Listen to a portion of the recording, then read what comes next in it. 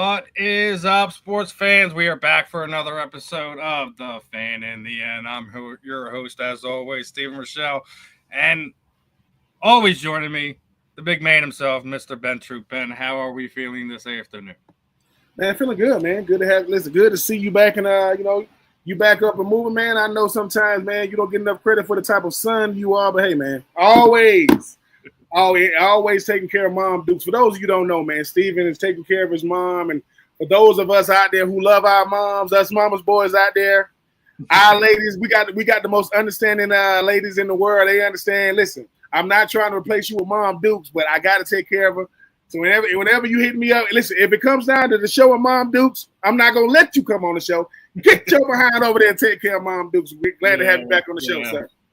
Always a rough one. I'm not going to put too much of the medical stuff out there, as I don't typically put on social media anyways, just because, my circle knows what goes on me, knows what goes on with me. So always appreciate the love, Ben. And speaking of appreciating the love, Mr. Ben had sent a care package this week. I try to tell you, and so the listeners here that continually support us, we got some stuff that we're going to unload on you.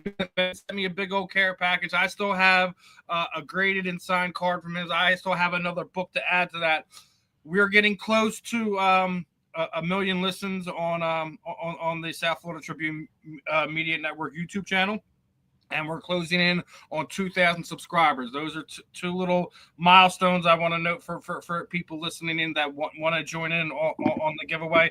It's just really simple. Just engage, comment in the chat room when you can, where you can. Even if you wind up catching it on a re-listen on the backside of it, make sure you're engaging. Regardless if it's YouTube, X, Facebook, whatever. Be engaged. We're gonna get everyone locked in. We're gonna be doing a lot of fun stuff, not just with that, but we're also gonna send some stuff over to Scott and Candy and do stuff on the other programming. So guys, make sure you're locked in.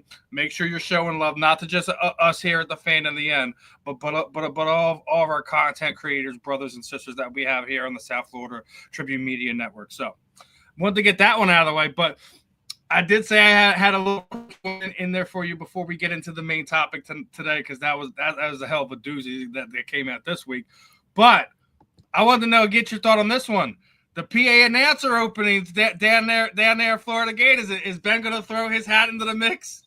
Absolutely not. I'm gonna tell you why too. I'm gonna tell you why. When I'm young in this sports media business. Man, you know how it is, Stephen. When you first get in it, you'll take anything. Hey, you want me to come over here? Oh, I'll go.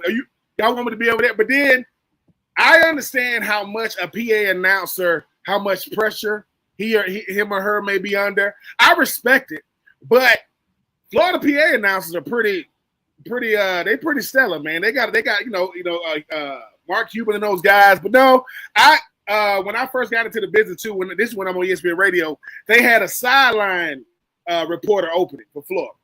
And I was like, they reached out to me first. They're like, hey, Ben, man, we want to reach out to you. We know what you're doing in the media.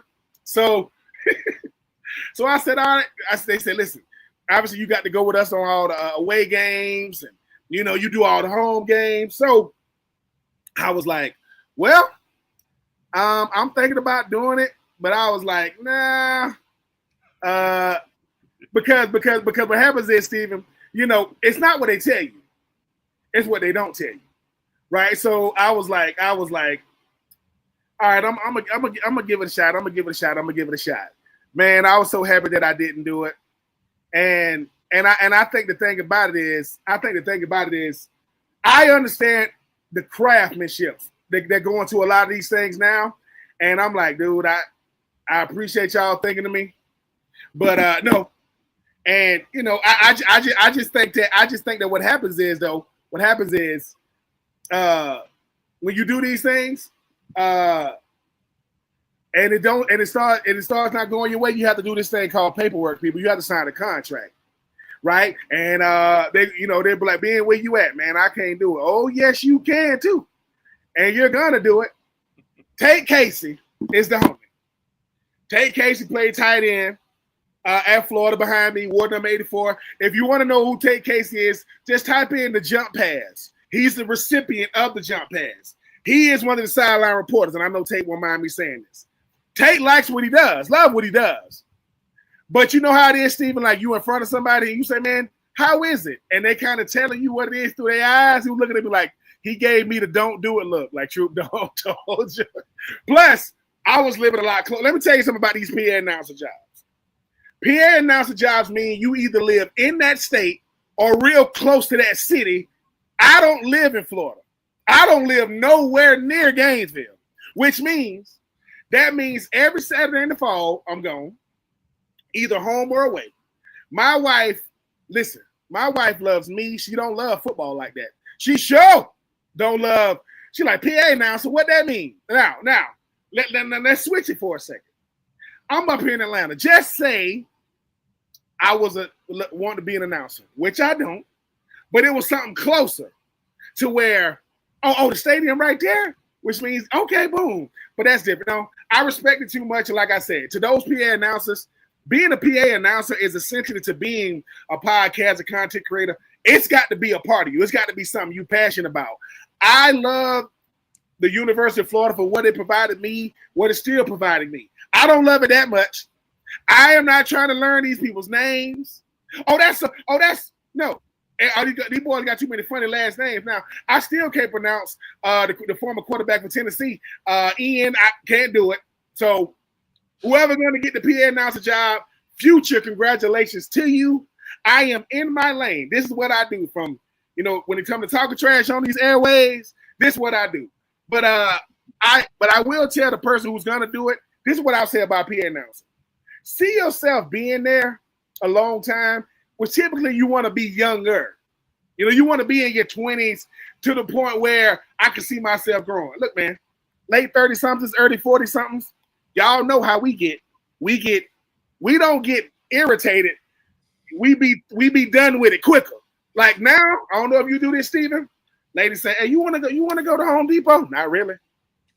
Like I can go, but do you want me to tell you the truth? No. Why? Because you'll say you want to go for this, and we come out with a whole buggy full of stuff. No. Do you want to go? You know what my wife never says? Do you want to go to the game? She never says that. Do you want to go? So me and my wife do totally different things. PA announcer to the future PA announcer in Florida. Congratulations to you. That ain't never been me. Because like I say, a lot of people that do radio, they also do PA announcing and stuff. No, I'm not sitting there saying, welcome to a sunny afternoon at the swamp. No. Too many night games for me, man. I go to bed at night. I'm not sitting there trying to sit in there saying nope, and hell no. Hell no. I'm talking, look. I mean, he loves his Gators, but he don't love them that much. Listen. If Steven want to be the future PA announcer of the Philadelphia Eagles, I would be like, vote for Steven. Give him the job. And then you start saying, hey, man, I got to do it on the road too. Yeah. 17 games. And how many Monday night games we got? And we got Sunday night. If the paychecks are good, I'd do it. You ain't lying. He'll be paycheck. Speaking of paycheck, paychecks are going to be disappearing for some media personalities. That was announced this week that Joy Taylor is out at Fox Sports 1. They have also canceled multiple different shows. Obviously, Speak is done, so that means Paul Pierce and Keyshawn is out. They also did away with Breakfast Ball with Craig Carton, and that also means Mark Schlereth is now out of a job. And they did away. Whoa! Well, that means James Jones is out of work. Shady's out of work. Our man Emmanuel Ocho's out of work, and our guy that we love to hate, the quarterback that never did not a damn thing in this league, is out of a job. That is what you call a shakeup, my friends. I don't know if it was a money thing, if it was a ratings thing, whatever. I thought some of those programs did have some stuff to kind of bring into the media world. I know with a lot of the rumors that was surrounding Joy Taylor that might have been a reason. It might not have. I'm not sure.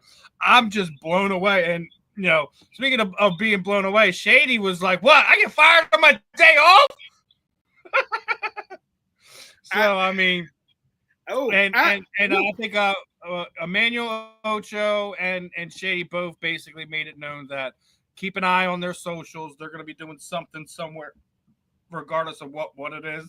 They got the media bug. So I hope a vast majority of the guys and Joy as well, because I think she does have a voice.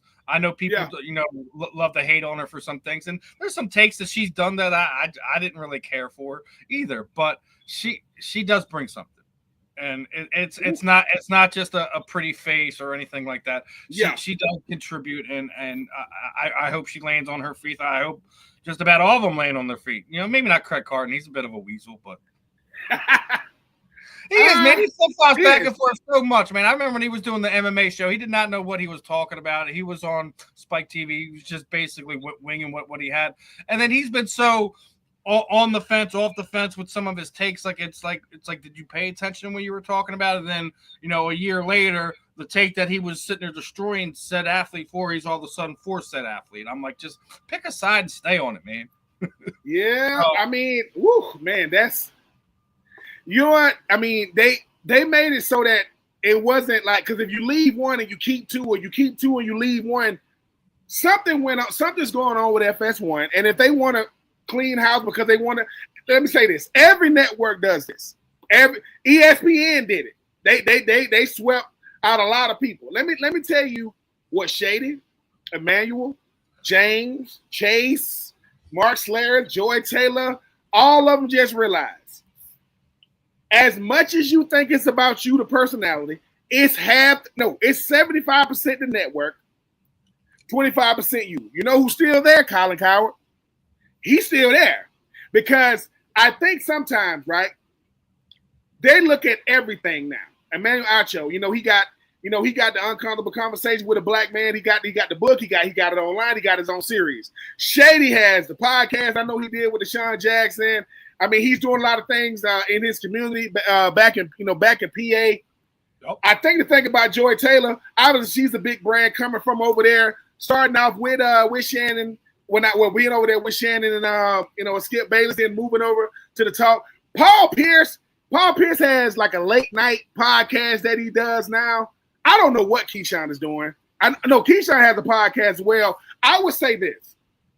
If you are on national television for any amount of time and you should be doing two things: utilizing that platform to build your brand, and you should be anticipating sometime your exit.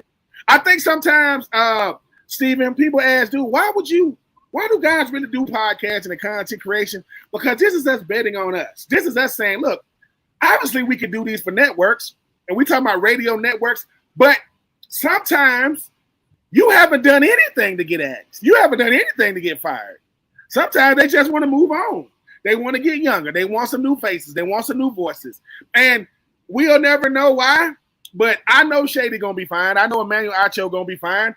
I mean, hopefully James Jones got something planned. Hopefully Chase Daniels got something planning. But Steven, we knew this was coming. We didn't know when. We knew that they weren't going to keep all these shows. Because when you got the talk, and speak and all those things and the faculty and all these, the locker room, all that, whatever you want to call it, these are still test runs.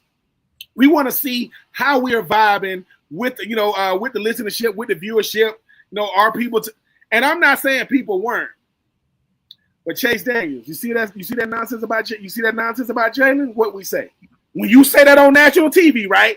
People start going, because here's how you say something on episode whatever on Monday. You come back Tuesday and say, I said something yesterday. Dude, like the fact that y'all got, y'all got these meetings, man, to where y'all have these pre-planning meetings. Y'all sitting there with each other, with your program director, with your producer, and you got statisticians. And that's the best take you got? He's not, I wouldn't start my team with him. I don't think he's a top 10. I go, yeah, I get what you're saying to Mrs. Owen Daniels, Chase Daniels at the house. We can hear your take. Now, Emmanuel Acho gives so many takes. Emmanuel Acho will give a take on the show. He's going to give a take when he wake up in the morning. He's going to be breaking down the game at his house. He's going to be breaking down the game on his way to work. I do think there could be something like overkill. I like Emmanuel. I like Chase. I like James. You know, I like all of them. But sometimes everybody don't gel together. Because a show's supposed to have a flow to it. You have a protagonist, antagonist. You got a person that want to give you the stage. You got a person want to be a storyteller. You got a person like people say, like being like what? Like inside the NBA on TNT. Even though it's going to ESPN. Ernie is the facilitator. He's the one that's gonna keep. You got Shaq, you got Kenny, then you got Charles.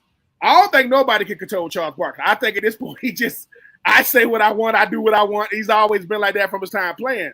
But to see this massive sweep of all of them, they fire everybody, so you can't talk to nobody about why you still on. Because guess what? Had you still had your show, they would have been like, could you limit your conversation with these? No, man, we just gonna sweep it off. I'm interested to see what shows they finna replace it with.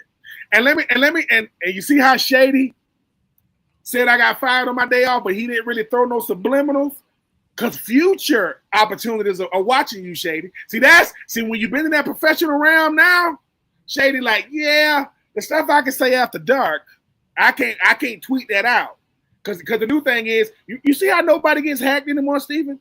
Remember when people used to say, I got hacked? Why ain't nobody getting hacked no more? Oh, because you didn't get hacked the first time. You said something dumb and got called out. And you want your publicist and your manager to be able to have something to push to other networks. Because I'm telling y'all, if you're on TV for any amount of time, hey, I'm happy for you, but it's not going to be forever. Everybody's not a Chris Berman.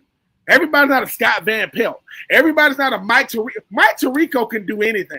Mike Tirico can call a badminton freaking tournament. I don't know. He knows everything from golf to tennis, and he has that voice. You know what I'm saying? He's doing Wimbledon on Monday to Wednesday.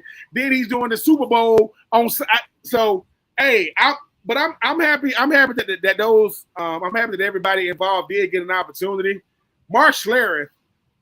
I mean, I couldn't tell you what Mark Schlereth's show does, but I be watching these people on X, and they really listen. Going back and forth with your subscribers or your followers, don't do that. There's too many of them. Mark, don't be trying to break down offensive line play just because you won 2 Super Bowls back to back with Denver. We get it, but hey, we knew this was coming, Steven, and they had a nice run. But now it's all about your fallback plan. What you gonna be doing now? Where we gonna see you at next? And like I said, could we potentially see wait a minute. I think Deshaun already got a running backs coach. Do Michael Vick got a running backs coach? I mean, maybe LaShawn might. You know what I'm saying? End up out there in Norfolk, Virginia. I'm just saying. The coaching might be the next bet, but I will be watching everybody to see where they land on. See where they definitely end up. Yeah, it's like I said, it's an interesting one, man. And speaking of interesting things, this just doesn't piss me off. The Teddy Bridgewater thing gonna piss me off. Now, people don't see something. That's the wrong one. We're breaking this down, and props to Jordan Schultz for getting all of it kind of broken down there. But so let me get this straight. Teddy Bridgewater is not the head coach. Is not the athletic director of this high school. He's a freaking volunteer. A volunteer, right? So the Florida Athletic Commission is suspending him for spending his own money. As Scott says, really? Seriously? Really? Are you kidding me with this? So basically, he covered they counted it was like $200K. $14K because he paid for the school's training camp. He paid almost $10K for uniform as they're in their pride sets. $2,200 a week for pregame meals. $1,300 a week for recovery. $700 a week and more for Ubers for players who couldn't make it there to make sure they could be there. And he's being penalized for why? Why do you say? If you want to ask my opinion, the athletic commission is getting upset because he was starting to crowdfund it because he was spending too much out of his pocket and he was making y'all look bad. So y'all had to sit there and say, "Well, we have to put an end to this. They can't be doing this." But are you freaking serious? He's not even the coach. Not even the coach, and you're gonna sit there and fucking suspend this guy? Good God, you guys are petty. If you want to know the worst organization and association of high school coaches is in the state of Florida. Teddy Bridgewater just blew the roof off of it. If you ask any high school coach, whether that's football, basketball, baseball in the state of Florida, they're going to be talking about, man, our stipends are awful. Why do you need stipends? Because most teachers are done with school when they're done. I'm going home. I'm not going to be a coach. So most coaches are volunteer coach. They get stipends. Teddy Bridgewater understands the need like nobody's business at Miami Northwestern. Right? You telling me I did what nobody else was doing. We talking about meals. We talking about Uber rides. Right? Most of the time, right? People ask, hey, how do you show love to the high school that groomed you? Oh, man, I go back and I coach. No. I got to go back and show these youngins how much I really care about them. I give you Sean Merriman. I want you to type in what Sean Merriman said about Teddy Bridgewater. He said, look, man, he said he ought to be applauded for what he did for those kids. I was one of those kids. And for those of you who don't know about Sean Merriman's house burnt down because of a candle. You know why? Because they couldn't afford their electric bill. Their whole house burnt down. Burnt to the ground because they couldn't afford the electric bill. He said, Teddy Bridgewater is the coach I had. I'm one of those kids. Listen, people. Everybody wants to talk about what a coach is. Teddy Bridgewater is what a good, great human being is who just loves to coach these kids. I'm getting Uber drives. I'm getting massages. I'm getting food. I'm getting what Teddy Bridgewater gave to those youngins is hope. And they won the championship. So now, that as big as Miami is, with so many people who could donate. Yes, I am blaming everybody in Miami who reading this story, knows about it, and could do something. The same people that want to yell out, do something for these kids, you could do something. Listen, if 200, 300, 400 people is giving $5, $10, right? That's something. But you're gonna suspend it. All right, okay. Because he broke some rules. Okay. Who you gonna replace him with? And when I say replace him, you got to replace everything he meant to that team. Because the one thing he gave, that no one wants to talk about what he did, he gave hope. That's what he's giving to them youngins down there in Miami. Super duper expensive place to live. Most of us know about Miami because of the Dolphins, right? And the Hurricanes, and the Heat, and the Marlins, whatever. When you think about Miami, right? When we look at these nice beaches, that's south, but that's over that bridge. That's not what Miami Northwestern is. Miami Northwestern is where people like Edrin James and those guys, the communities they used to be in, Chad Johnson, Carroll City, Dade City, Opelika, those type of places. Not the best place to grow up. So I'm taking a guy from Miami Northwestern, went to Louisville, right? Had an incredible career. Thought that his career was going to come to an end in the NFL. Started playing. So the guy that really made it popular wear 2 gloves when he was playing, right? Go back to my school. Oh, he was volunteering before this year too, right?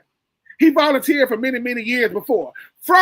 He said, so you know what I'm going to do? I'm going to do what I've been doing. I'm going to go back and I'm going to help out from the stands. They don't make people like Teddy Bridgewater. And when we find this person, hey, man, listen. Let's praise him silently and let's ridicule him publicly. Not over here. Teddy Bridgewater, listen, man, keep doing what you're doing. Because guess what? Miami Northwestern is one of the best schools in the state. Miami Northwestern put out a bunch of players. But those players didn't have a Teddy Bridgewater.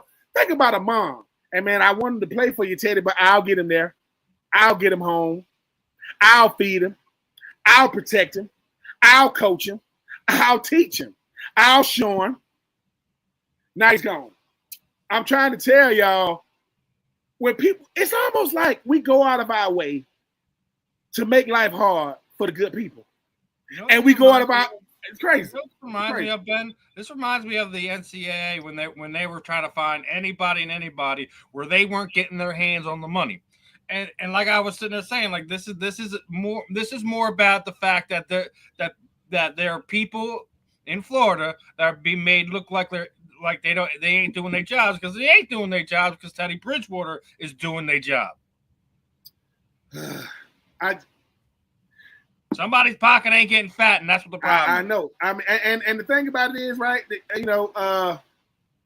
It bothers me so much because there are a lot of Teddy Bridgewaters out there, like a lot of them, right? They don't get the recognition because they didn't reach the heights that Teddy Bridgewater did, right? But what are we doing? So we tell it. So basically, what this sounds like, I don't know if there's a school board or somebody within that organization, somebody within that county, somebody within that city. I'm gonna tell on him. I don't like what he's doing. There are certain people in this life that live a miserable one. They are miserable. You ain't got now. Did Teddy Bridgewater break the rules? Yeah. So what are we talking? Did he cheat? Did he give him a competitive advantage? This is my money. So so here you go. So I would beg the question. Talk to any educator across any state, preferably primary school, elementary school.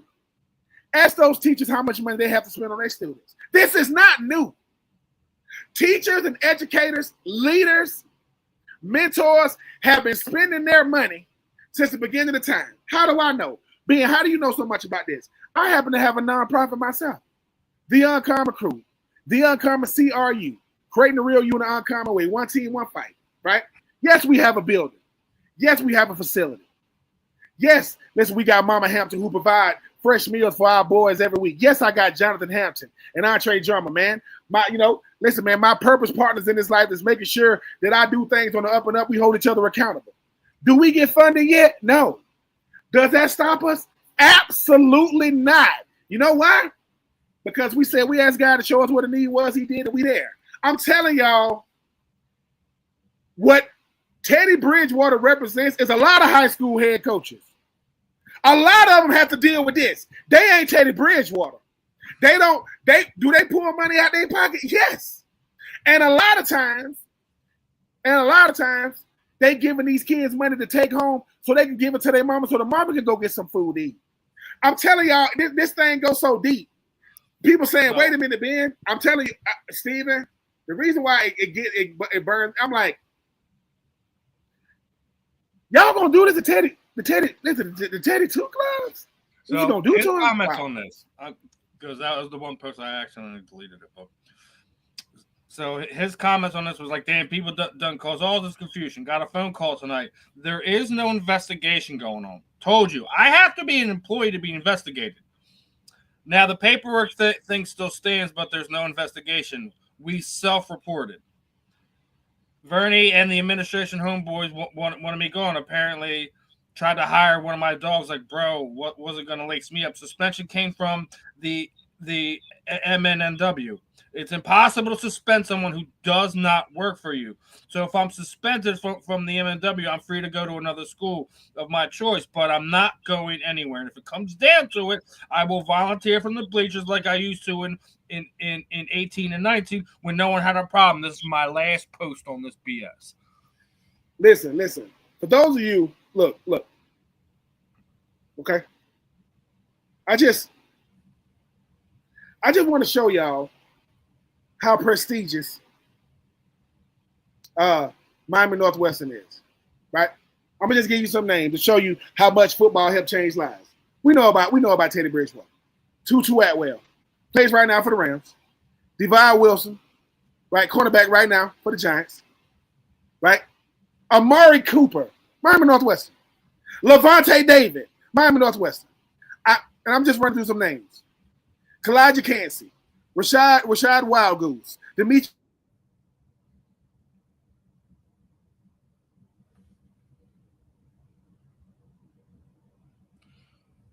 Uh-oh. You got to love the connection issues. Oh, man. Poor Ben. Poor Ben. Let's give him a minute to kind of get back here because technology always loves us here, and internet issues are always going to be an issue. I swear. This is the stuff we have to paint ourselves with from time to time. So let's give Mr. Troupe about a minute or so. he's gonna probably get kicked out of here and be back. But that's what we have to deal with, folks. It's one of those things. And see, there it goes. And he'll probably be back in about 10 or 15 seconds or so.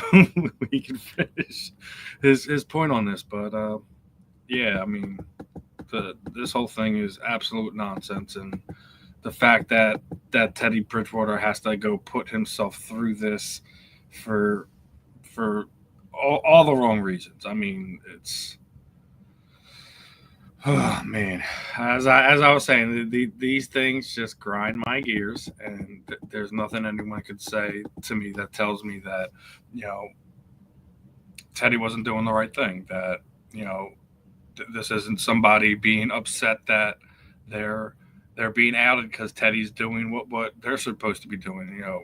And as he's saying, like, how do you try to suspend someone who isn't an employee, not of the school, not of the athletic commission, none of that.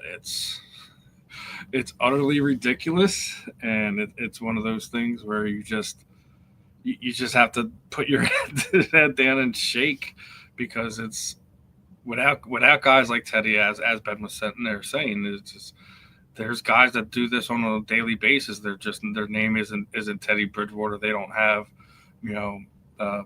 I guess that clout, that recognition to be able to sit down there and put them down like that. So, man, what are you gonna do when you have to deal with stuff like this? It shouldn't happen. It shouldn't be an issue. It shouldn't be something we have to worry about. I'm back. Gotta love technology. No. Check this out, though. I mean, I know I was going on a rant, but you know what? You know what's crazy? About the Miami Northwest? I was talking about how many players, but I am counting one. I was just, Levante David, who's still balling for Tampa, Miami Northwest. Remember Amari Cooper, Miami Northwest, Vernon Carey, Tutu Atwell, Devon Wilson, Artie Burns, Kalaji Cansey, Rashad Wildgoose, Demetrius Taylor, DeAndre Baker, Eli Rogers, Sean Spence, Trey Walker, Kimbrel Tompkins, Tommy Streeter, Marcus Forrest, Brandon Washington, Anthony Gator, Vernon Carey. Look, name after name after name after name. I'm counting up to 40-something players. And here's the thing. And the greatest of them all, Teddy Bridge, who's going to get, even though Levante David is a future Tampa Bay Buck, Ring of Honor guy, might be a Hall of Famer, depending on who you. I want Miami Northwestern Athletic Association Booster Club to call out the person who told. You know why? Because there are people who really, really go out of their way to be nasty for no reason. What? Here you go. What is accomplished from suspending him? That's all I'm asking. I guarantee it's somebody that lost to them. I appreciated Teddy Bridgewater saying this is this final thing I'm gonna say. I'm still gonna coach from the stands. And here's the thing, right? Okay, you're gonna take me away, take my money away, take my resources away, take my influence away, take my impact away. What you gonna replace it with? So you took me away. Cool. What you gonna replace it with? Well, and that's the thing, right? Miami is a huge city, a lot of high schools, a lot of competitors. Not only is Teddy Bridgewater doing his thing, they winning it all. And it's not, listen, people saying, Ben, do you think it's a direct correlation to helping improve somebody's life and they becoming better athletes? They becoming better people. Absolutely. People saying, wait a minute, you telling me there's a difference in care for one hospital than another hospital? Absolutely. Yes. Absolutely. Some of us, right? I mean, not that I care. I'm not a big steak eater, right? But I've tasted a really, really good steak. People say, what do a really, really good steak need? A knife. It don't need nothing else. Cut it, knead it.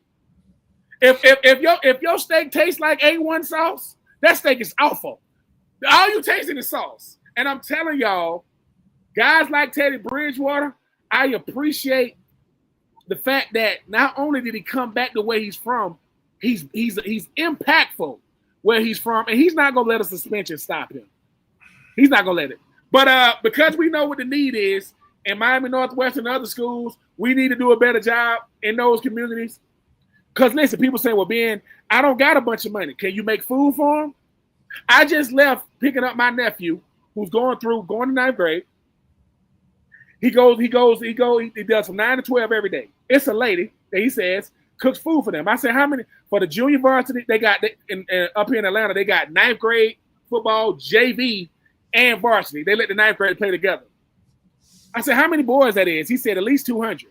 I said, she make y'all food every day? Yeah. That's 1,000 meals a week. Boy, that's 4,000 meals a month. And I go, do you know her name? He goes, no. I go, unacceptable. Do you know what she does for real? No. I said, tomorrow, when I come get you, you better know her name, what she does, and if there's any causes that she has, you need to let me know. Why? I said, because those are the people. You think it's the coach? No, it's the people making sure that when your stomach is growling, you got something to put in it. And he said, what y'all have? We talking about some days we got Taco Tuesdays. Some days we got, macaroni and cheese. I said, what the? Y'all got a gourmet menu going on? I'm about to come back to practice and say, yeah, I'm just making sure. I'm just saying there are people doing God's work out here, people. And this is how we do them. And I asked my nephew, I said, Ryan, are they paying her? You know what he said? I don't know. Which means they probably not. I'm not saying they're not paying them. But if a person that probably knows the need is preparing meals for 200, I wouldn't even know how to prepare a meal for 200 people. 200 hot dogs, 200 bags of potato chips. That's a lot of money, Steven. Just even think about it. Teddy P, man, keep doing your thing, man. We already knew the type of player you were coming back from that injury that almost ended your career, being the 32nd overall pick.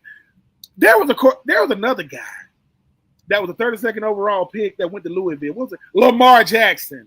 Why did he go? Because of Teddy Two Gloves. I'm telling y'all, Teddy, NFL. You can see the need, right? Right? Send the money. Send the check. And let's see if they're gonna turn y'all in. Let's see if they're gonna do that. Now let's switch gears here to something a little bit more feel good.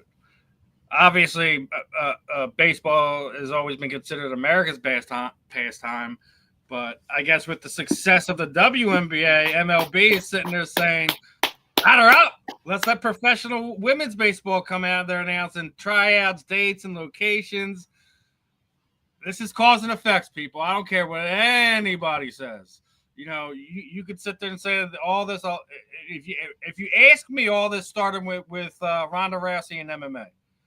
Where it's kind of really been accepted, high-level professional women's athletes have been accepted in a way that they can't deny.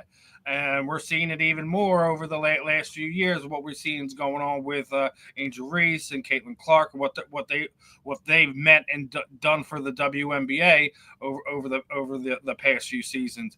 Having women's Major League Baseball is something that should have happened years ago. When A League of Their Own came out and it was such a big successful movie, it should have happened then. It should have happened then. And I think it was last month or so, one of the last living members of the All-American Girls Baseball League had passed away. So I mean, it's unfortunate that people from that the women from that time that competed and gave us baseball when the men were overseas and things of that nature. But bravo for I'm sure Major League Baseball has their fingerprints all over this. Bravo to whoever's making this come about, and you're giving more outlets for these young girls to strive to sit there and say they could be professional athletes.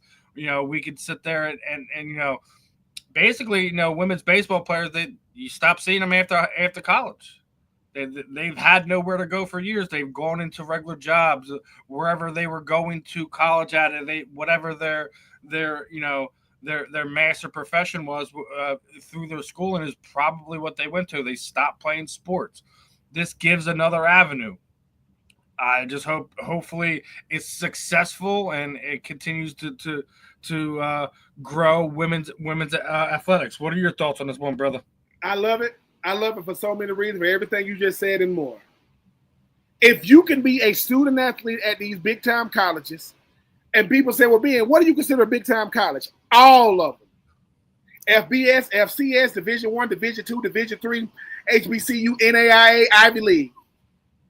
This is going to provide opportunities. If you've never been, find the college in your area, go to a softball game.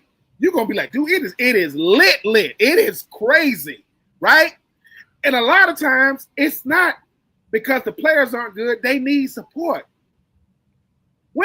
They need support. Now, some of the best athletes on this planet are women.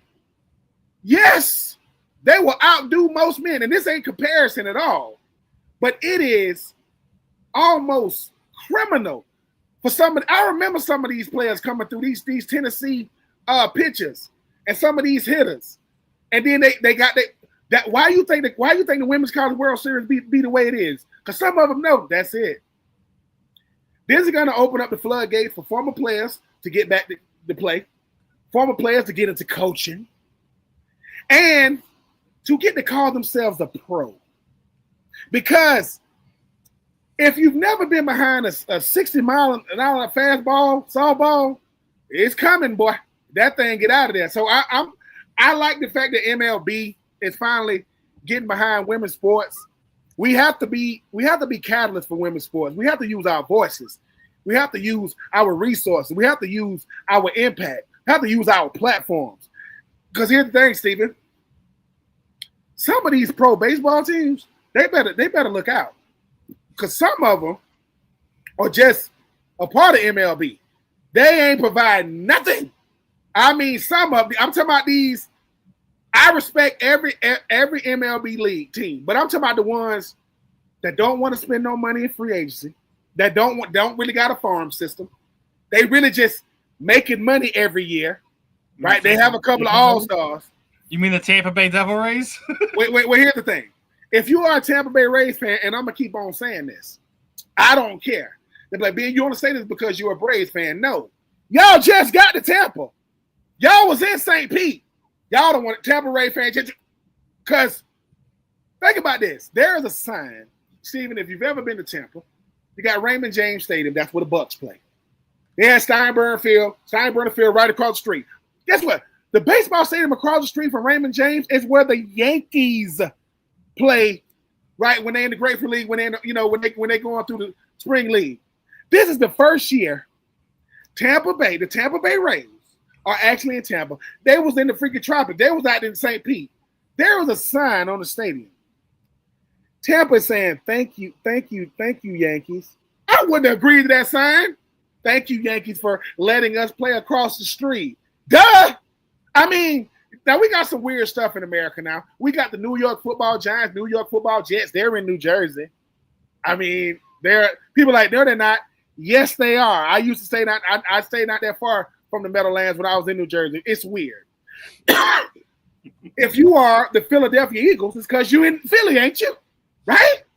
That's a whole nother show. I am happy for the ladies because they deserve it. They deserve to have their own pro league. The WNBA, right? Women's, listen, you got the women's professional baseball league. It's gonna be exciting, and I'm just happy. Philly got to have a team. Philly is not allowed to not have. Philly's not allowed to not have a sports franchise, male or female. It's coming. I'll tell you this one. I see a lot of women sports fans who are on my Twitter, been in my feed for 5, 6, 7 years.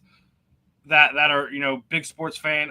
I watched a girl who plays softball. Her face all scratched up because she was sliding in the third base hard trying to stretch a double into a triple. Listen, that as much as people like to say we're rude, we're mean, we're nasty fans, we play hard. All of us want the same thing, the same type of love that we give our professional athletes. Those of us who are active and participate in sports, we play just as hard as we push into our fandom. So I really, when it does happen, I really would like to see a women's baseball team here in Philadelphia. We're already getting the women's expansion team here in Philadelphia in 2030. So just hey man, let's keep it coming. We for a long time it was Philly 4. Then when the Philadelphia Union came, now it's Philly 5. Are we gonna say are we the Philly 7 now? I'd love it. I would. I'm going to openly support the basketball team when it comes, and I hope when this call comes to fruition, I have a women's baseball team we can support as well. So just listen, just something else for a Philly fan to talk trash to a New York fan about, to a Dallas fan about. It only grows. It's like, listen, whether it's the guys or the gals, we don't like y'all, and we know y'all don't like us. It's something, and I guarantee you, I don't know who's going to be the best team when the women's major league league come out. I know who's gonna be the grittiest. Oh, it's gonna be Philly.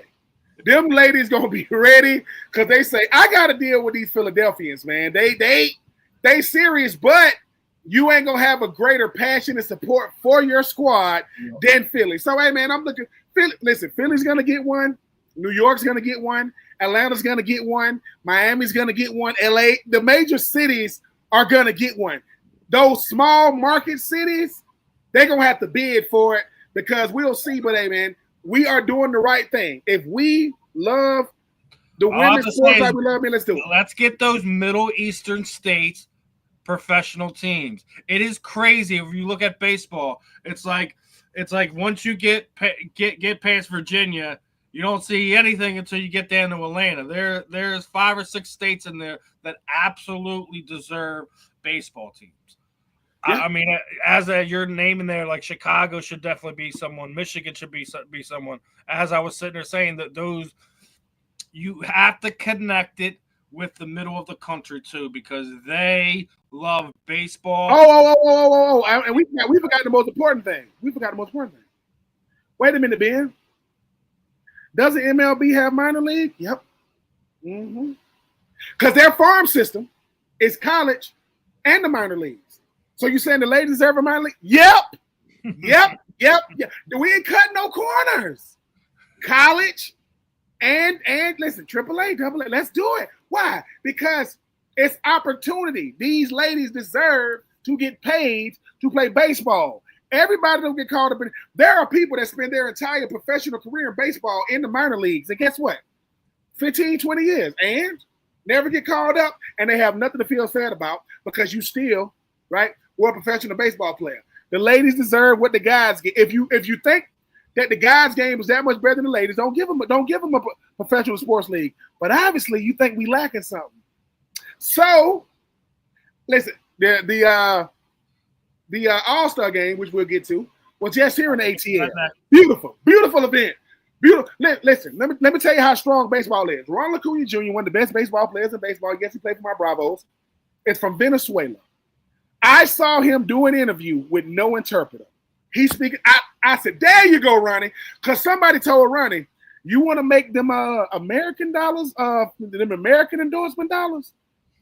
We can't do a commercial with an interpreter. What I got to do? Learn English. He was doing it, talking about his outfit on the red carpet. I'm just saying. When is MLB gonna put? Listen, Shohei Ohtani, Aaron Judge, them your two faces of baseball right now. They are the faces right now, right? But I'm just looking forward to the ladies having their day. They cutting the ribbon on a new league, and there's nothing like being the inaugural season. Who win that season? That's what I'm looking forward to. Let's do it. And you're talking about the boys' league. Let's talk about last night, man, because actually was a pretty exciting game. And when you have Kyle Schwarber winning a homer off to end the game, and it became the second Philly to win the All-Star game MVP in Atlanta, I got to ask you, my brother, does that kind of sting a little bit, or is it something you're happy about? Because Kyle Schwarber is, regardless of being a Philly or not, he's a guy you got to love watching. I think he's one of the most underrated power hitters of the last 10 years, without a doubt. Just hit his 300th home run this season. Obviously, he's got a long way to go on that, but I think he's one of the more underrated power hitters of the last 100 years. What are your thoughts on the game, and what are your thoughts on the homer off to end things off, man? Let me say this. Does it sting that it wasn't Philly? It wasn't Philly. Yeah, it does. It stings. But I respect Kyle Schwarber. I respect the player he is. I respect the player he still is. Right? Because a lot of times, sometimes, listen, you get an all-star game for two reasons. One, because of what you're doing. Two, because of who you are. And sometimes it gets a little tricky. The all-star game in baseball is the only pro sports all-star game that's saving all pro sports. Basketball is atrocious. Football, they don't even play it for real. When the National League got up 5-0, American League like, come on, man. Everybody's watching. And then you know the AL is going to do something. To end it the way it got ended, Truist Park, right under the lights. It was beautiful because the All-Star game is why you love baseball. Home run derby, all the stars are out, and it shows you just how big of a camaraderie they have as competitors with each other.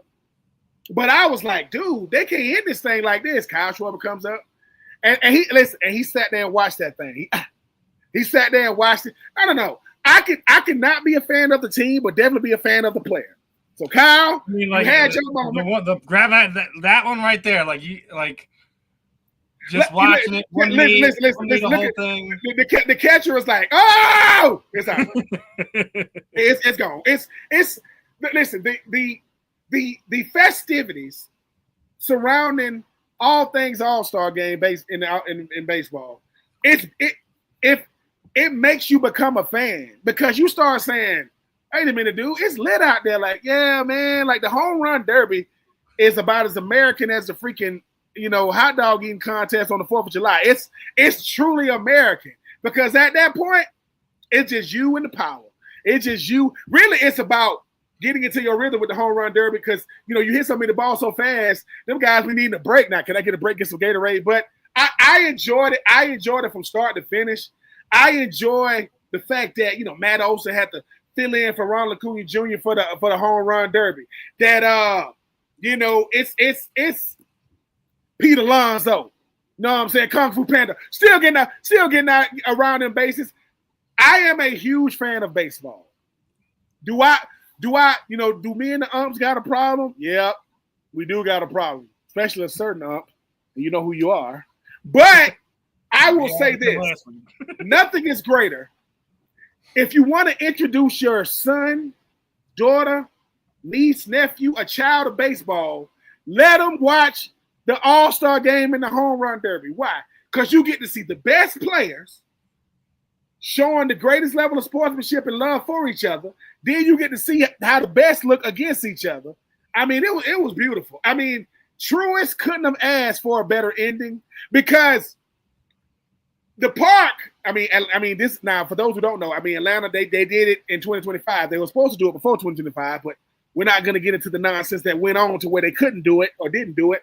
I think for one night, three things, right? The home run derby was 1. The ending was 2. But here's number 3. I mean, there's a pitcher. I mean, they're the first baseman that used to play for my Braves. They didn't re-sign him. He signed with the Dodgers. Freddie Freeman. We know he was going to be in the house. And they asked him about Matt Olson. And it's what Matt Olson, for those of you who don't know, played for the Dodgers. We did a swap. Matt Olson came from the Dodgers to the Braves, and they sent Freddie Freeman. Matt Olson is from Atlanta, born and bred a Braves fan. Now he's getting to play for. He said, man, Matt Olson is good on his own, man. He ain't filling my shoes. He's hitting more home runs than me. He's done his thing. I want to hate Freddie Freeman so bad, but I don't because it was just business. It was just business. You know what I'm saying? And I just enjoyed the red carpet, man. I enjoyed seeing a bunch of grown men at the top of their game being little boys again. The little boy in them got to come. When I'm watching Ronald Acuna Jr. hold his little boy saying, son, this is why I play. You are my purpose, But these are the perks of what we do. It was great, man. If people don't like baseball, shame on you. It's still America's pastime. It's not America's most loved sport anymore. Football that took that to different stratospheres. And but I enjoyed it. I really, really did. And if a Philly is the reason why the National League get to go home with the crown, so be it. It lived up to the billing 100%. That is how you end an All-Star game from start to finish. Now, one last baseball thing should be a little fun for me and you, Ben. Came across this graphic and it made me think, man. Who is your player that has the most iconic hitting stance? We got Ken Griffey on there, Gary Sheffield, Barry Bonds, Suzuki, Ichiro, Tony Batista, Kevin Youkilis, Craig Counsell, Jeff Bagwell, Rod Carew was Fox Sports' top 10. Obviously, I think, there's a few of them that they didn't mention. You're talking about a former Braves first baseman. How do you not bring in Fred McGriff's stance into this conversation? Obviously, Kevin Youkilis and Craig Counsell have the most unique ones, I would have to say. But I definitely agree with 1 and 2. Ken Griffey Jr., iconic. Gary Sheffield, absolutely iconic stances.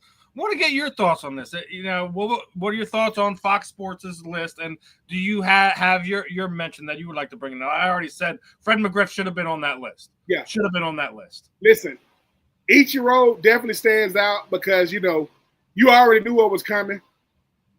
Tony Gwynn, I don't know how his stance was, but I guess because he hit everything that came to him. Gary Sheffield murdered baseballs. Like come on, bring it. You cannot. Barry Bonds, beautiful. Ken Griffey Jr. was built to hit baseballs. His stance, his swing, no wasted motion.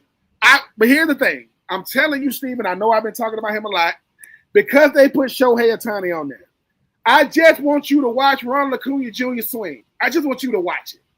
It is because, a lot of these guys, they 6'2", 6'3". Ichiro is not that big of a guy. I want you to watch Ronald Acuna, but I'm sorry. I ain't played baseball. When I saw Ken Griffey Jr., that's why I used to wear my hat backwards. It's just beautiful to watch. It's almost like he's just sitting here. Come on. Let me tell y'all something.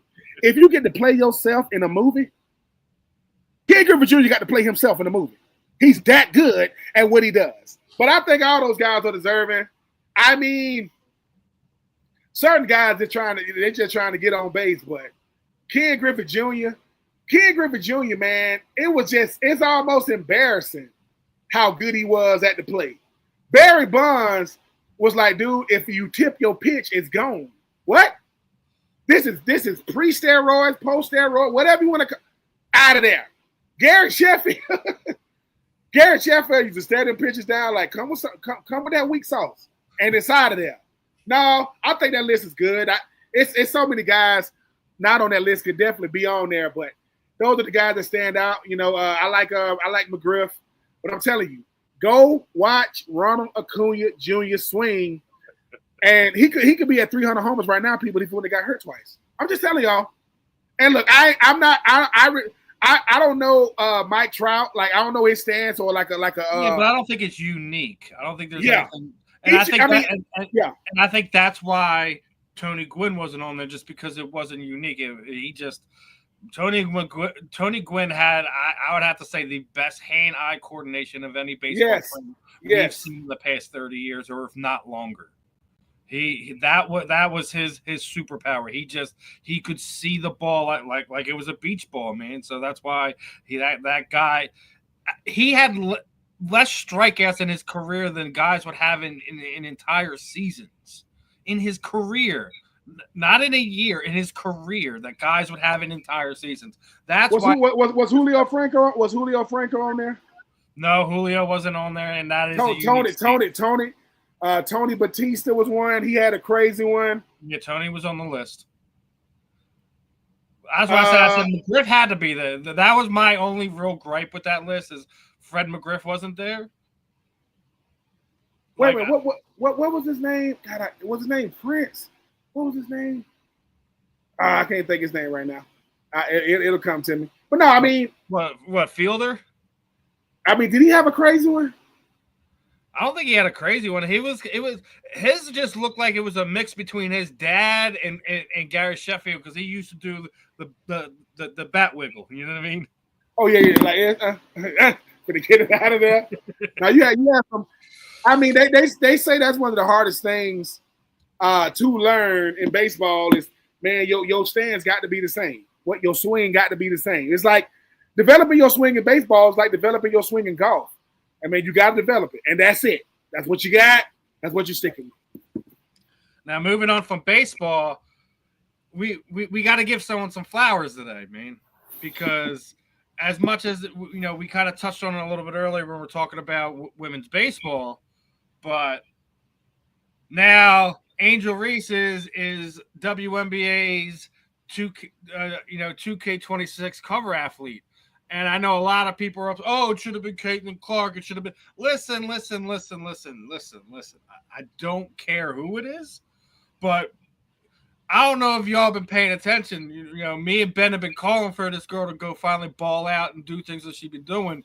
She been tearing it up the last month and a half.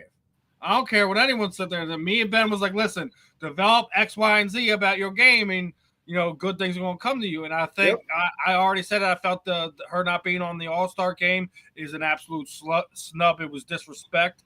There's a lot of things that the WNBA needs to fix. The reffing's terrible, things of that nature. That all stuff will come in time as they continue to grow. But this here, Angel Reese, caps off to you. Can't wait to see what else is coming. I do believe her AR1s are about to be dropped here in the next month or so. Can't wait for that to come out. I know people are going to wind up hating on that for whatever reason or another, but couldn't be happier for Angel Reese, her brand, her crew. Keep doing what you're doing. Keep smashing your me bands, my friend. I can't wait to see you continue to grow. I'm going to continue to say it. We need that bird magic dynamic, and you're keeping true to it, my friend. Keep doing it. Yeah, listen. If we gonna definitely criticize her when it's warranted, we gonna definitely give her praise when it's warranted. When people ask who's gonna be on the front cover of these games, it has to just be more than what you do on the court. It has to be what you do off the court. It has to be popularity, right? It has to be what you do in the social media world. It has to be, are you appealing? Do people know who you are even if they don't watch what you do? Yeah. And Angel Reese, she on Netflix with Shaq and AI trying to be the new face of the women's brand. We talk about Reebok. You talk about her shoe about to come out. Should she have been an all-star? She was. She just wasn't voted in. Is she the leading lead? Is she the best rebounder in the WNBA right now? Yes. Are you going to watch her to see? Are you going to watch her to criticize or watch her because you like her? Yes. And do you know who Angel Reese is as a superstar? And the answer is yes. Of course, it could have been anybody else, but she's riding the wave. She, like you just mentioned, Steven, she got a good marketing team. She got a good plan. She understands all I can control is what I do on the court, and she handling her business. Which means when I got Shaq, speaking about me, and sometimes when people come at her biggest villain right now is RG3. Oh, yeah, we're gonna get right into that. Hold on. I got it. I already got it. Shaq has made it very well and clear that if RG3 makes another post about his homie Angel Reese, that there's going to be some physical repercussions for the nonsense coming out of his mouth. Because I don't know if you've seen his post after the cover came out. Now that he had put out there, it was basically the image we just showed you of the cover and the rude depiction of a certain jungle animal. I'm not all for that. RG3 should have known better to repost that, to quote tweet that, whatever you should have left that alone. Now you got pissed off Shaquille O'Neal at you. I wouldn't want him angry under any circumstances, regardless of post or whatever, because Shaq is probably the most kindest, gentlest person you'd meet on a general basis. You get that big boy mad, you better hide under the biggest rock in the largest canyon that you could possibly find and pray that he doesn't find you. I wouldn't want to be in his crosshairs for nothing. RG3 knows better. He knows better. He should just leave well enough alone with the last thing. But I don't know if it's stupidity wanting to be staying relevant in some way. There's sometimes we talk about it like when we can see your biases. Man, RG3, stop it, brother. Stop. Yeah. Look, Shaq, obviously, he went to LSU. Angel Reese went to LSU. She's obviously she's the face of their brand. When you talk about the women's side of Reebok, and he's taking on more of an uncle type role when it comes to her just trying to protect her. Here's what I would ask RG3. It's something you just said. What are you trying to get out of all this? Look, she's a professional athlete. We're gonna have takes on her. We're gonna have different breakdowns on her, different analytics. What was the point, RG3? You're not. It's like when you got to dig that deep. Let me do something. Let me do something that's outlandish. Let me do something that's clickbait. Let me do something. This isn't the first time RG3 had something to say about Angel Reese. This ain't gonna be the last time he's gonna have to say something about Angel Reese. But I'm saying to myself, for what? I get it. Look, I mean, listen. The ladies want to get treated like the guys. They want to get fair and unfair criticism just like the guys. They want us talking about them on different sports networks, different podcast networks, right? Different social media networks like the guys. But you do what no one does, RG3. It's almost like I got to be different. For what? What are you trying to ultimately get out of it? Because here's the thing. We live in a world now that what you say is not only being documented, people are going to want to know what was the point. And sometimes when you try to make a point, you sound even dumber, look even stupider, because we're trying to celebrate her on the front cover. What was the point of you putting that out there? We realized that it was out there. We realized that it was stupid when it was first put out there. What is the point? And yes, Shaq is not the most articulate person when he's mad. Nobody is. Nobody is cool, calm, collected when you come at somebody they love, respect, and trying to protect. But I'm trying to understand, RG3 is his own worst enemy because he can't leave well alone. He can't just say congratulations on the cover. He can't just say, you know what, I might have been off base for some of the things I said about you, calling you. When she says she's the villain, she ain't calling herself a villain like that. She's saying people make her the villain. Like, come on, man, you went to Baylor. You're a smart dude. You can read between the lines. I just think for me, it's like RG3 has the reach when no one else is doing it. RG3 has to go all out there when no one else is doing it. And my question to him is why? Like, if you don't like Angel Reese, just say it. If you have a vendetta against her, just say it. Because it just seems a little bit farther than journalism, than analytics, than breaking down the game. And like I said, Shaq said what he said. I'm pretty sure he's gonna have to, he's gonna talk to his, publishers and people that work with him. He ain't gonna take back one word of it. He gonna double down. Listen, if Shaq does take back a word, it will be because Mama Shaquille came and said, Shaq, go apologize to that man. Because, like I say, I mean, when it comes to somebody you love, we all turn into a bull. We all see red. We say some things that we probably shouldn't say. But RG3, you're sitting at home with your wife and your children. I think you just got hired by the FS1, if I'm not mistaken. What is all this about? You really need clickbait that bad? You really need people talking about you that bad? Ryan Clark made a very, very, very articulate and eloquent response to RG3 because he used to work with him. But I'm like, RG3 at a certain point, man, you Owen Daniels and Jalen Hurts. You just a hater. You just are.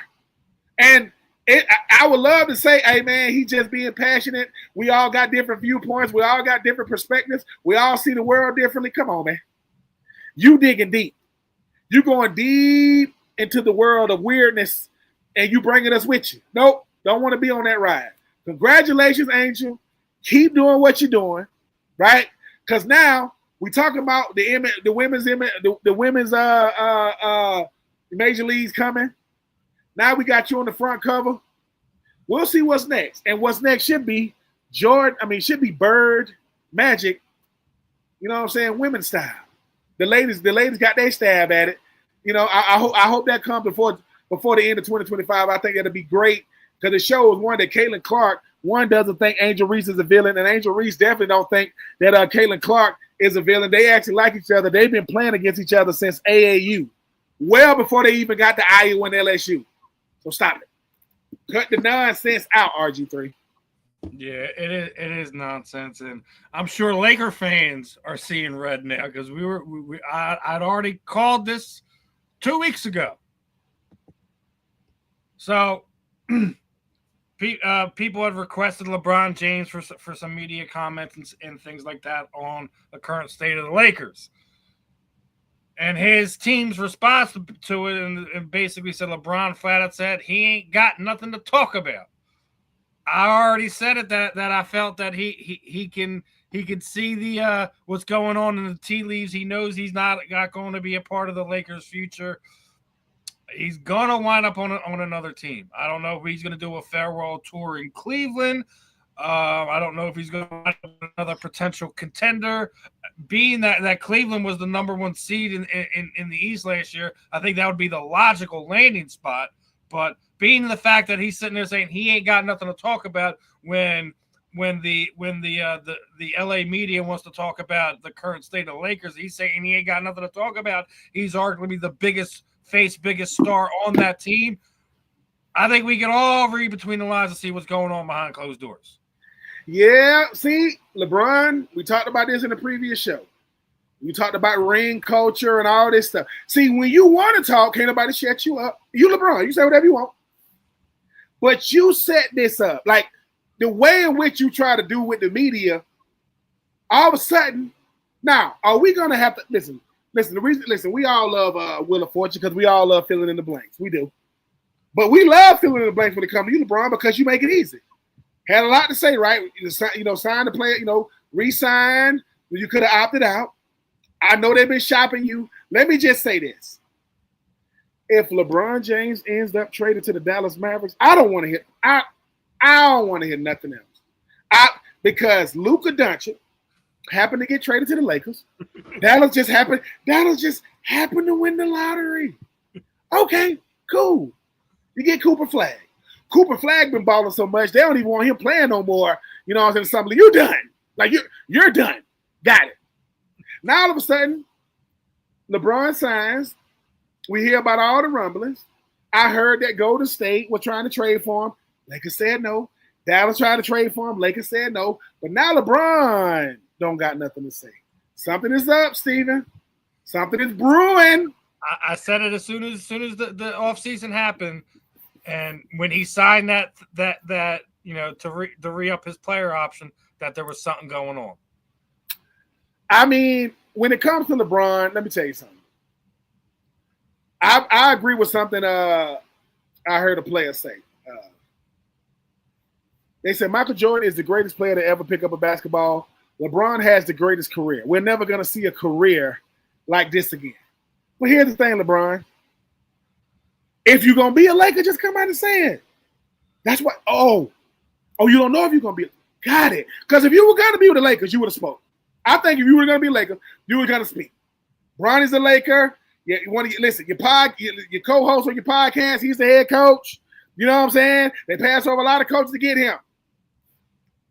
JJ Redick ain't gonna say this, but JJ Redick know this. Coaching LeBron is a lot. Dealing with LeBron is a lot. Yeah, dude, because it never turns off. It's a 24-hour. LeBron is Waffle House. Never closes. Always open. Right? And the best time at night is when it's late at night. LeBron, I think we've seen the last of LeBron as a Laker. I could be wrong. You know what I'm gonna do? When we get off the show, I got a scoop. And I mean that literally and figuratively when it comes to LeBron. I'm just gonna call my source, who to me is the best source when it comes to the NBA, and I'm gonna ask him, is LeBron gonna be a Laker? If he don't say definitively yes, next week I'm gonna come on and say, Steven, I heard from a very, very, very highly credible source. LeBron might be going elsewhere. People say, well, where else can he go? Let me tell you something. Don't make LeBron make you think he don't like Kyrie. Don't make him make y'all think he love Kyrie. Kyrie can bring the ball up. LeBron can just get back on offense. Right? LeBron won MVP when they won the finals at Cleveland, who hit the shot? That was Kyrie, wasn't it? They switched. They put Steph on him. I'm just telling y'all, LeBron has a lot of leverage, even at the age 40. He's still highly sought after because he's still starting. He's not coming off the bench. But Steven, as soon as he said, I ain't got nothing to tell you about it. Oh, now you ain't got nothing to say. LeBron, we've been watching you for 20-something years, and we've seen you play this out. You're the reason why every high school athlete, whether male or female, say, for the next 2 or 3 or 4 years, I'll be taking my talents because they heard you when you said that when you went to Miami. Just tell us where you're going to play school at. LeBron, I don't think you're going to be a Laker. We're going to forgive you. You know what I'm saying? Because, KD is a Rocket now, which, I don't even know how I really feel about KD being a Houston Rocket. But let me tell you what Steven is really saying. Steven is saying, if you're going to be a 76er, just tell me, man. Hey, listen, the fact that Paul George just had knee surgery, sure. You can take Paul George.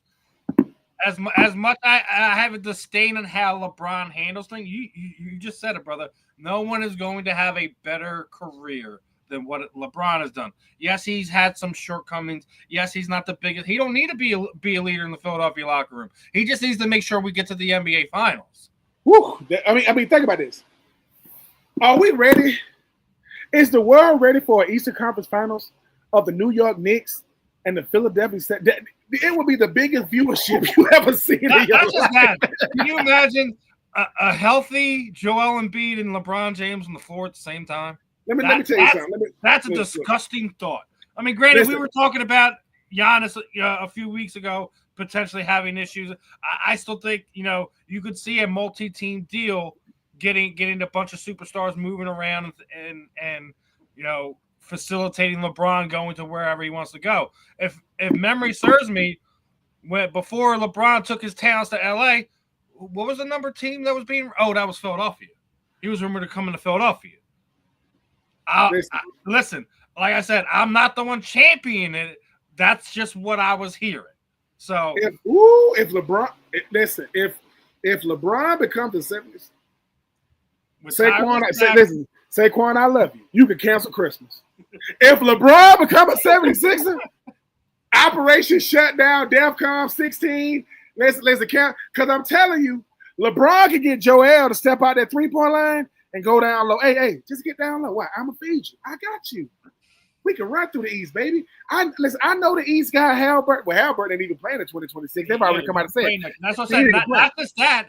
This is going to be the year the East is going to be the weakest. The weakest. Because you got Indiana's has a very good possibility of not making it back there. You have Boston's going to be out of there because Tatum. Because Jason Tatum's gone, right? So that literally leaves what? It's going to come down to the Cleveland Cavaliers. It's going to come down to the New York Knicks. Why wouldn't you? If you're LeBron James, be like, listen, they've been trying to get it. I'll be the savior in Philadelphia. This falls right into a narrative that helps him. He's trying to do whatever he can to get over this stigma that he can't be the GOAT. If you do let me tell you. Championships to Miami, championships to Cleveland, a potential championship if you come here to Philadelphia that hasn't won one since 1983, you set yourself up to say, I may not be the GOAT, but guess what? I'm the one that gets city championships. Let's just go ahead and call it right now. If LeBron goes to Philadelphia and the Knicks in the conference final, it's gonna be star studded. There go Dr. J right there. There go Charles Barkley right there. There go AI right there. There go Patrick Ewing right there. There go, you know what I'm saying? I mean, there go Spike Lee right there. There go Jay-Z. Everybody's coming out. There go Gilly, right? There go everybody. There go Saquon. There go Jalen. It's like this. I'm gonna say this right now.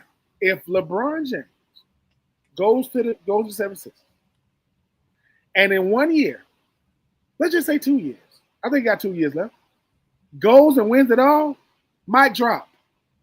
Drop the mic, walk away in the sunset, look over your shoulder, and Stephen, and you can say Stephen, cue the music. Like, hey man, number one, he's gonna get a statue outside of Philly. He's gonna get one if he does that. But number two, Joel Embiid has always needed a Batman. He's Batman, but he's a dude. I don't want to be Batman. Y'all put so much on me.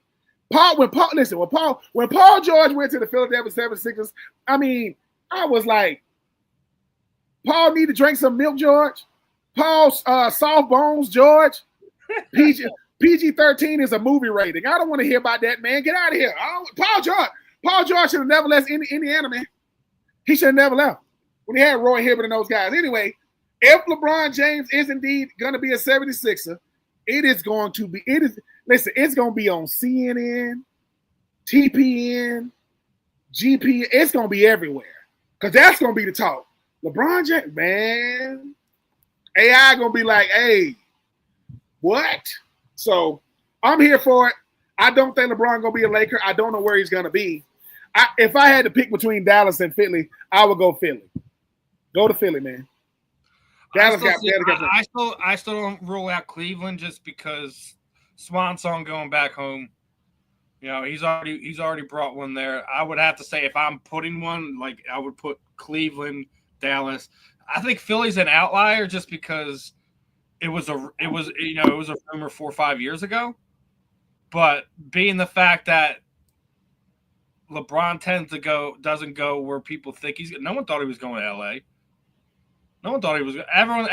No one thought that was a thing. So it's one of these things where if he's out in LA, I think anyone's up for grabs. I think anyone who's a potential contender or a team that is on the outside just trying to get over the hump, he's trying to do something to finish a legacy to propel him in a situation that puts him over Kobe Bryant, over Shaquille O'Neal, trying to get from 2A to A1.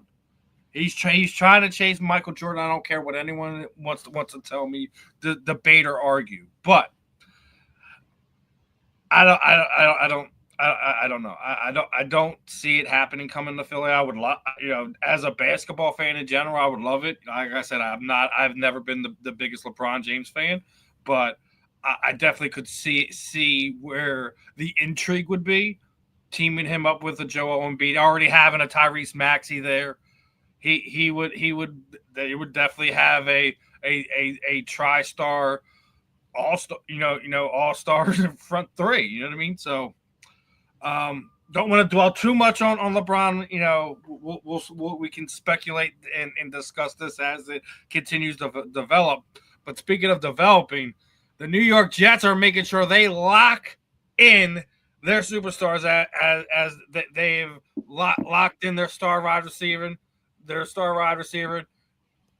Yesterday, they locked in another star, their cornerback in Sauce Gardner.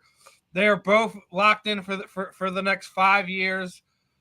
They got both of these guys in before their 5th year option kicked in. They're making sure they got the stars lined up there. They have guys on both sides of the ball that can help Justin Fields compete. But more along the lines that they're doing a change. I'm gonna double back to what I was talking about a few weeks ago. The Washington Commanders are in some serious trouble because of the Jets signing this contract. Because now the young gentleman who just signed, he is now the top 5 paid player in the wide receiver position. And Terry McLaurin has said this week that he is not happy with the direction that the contracts are going.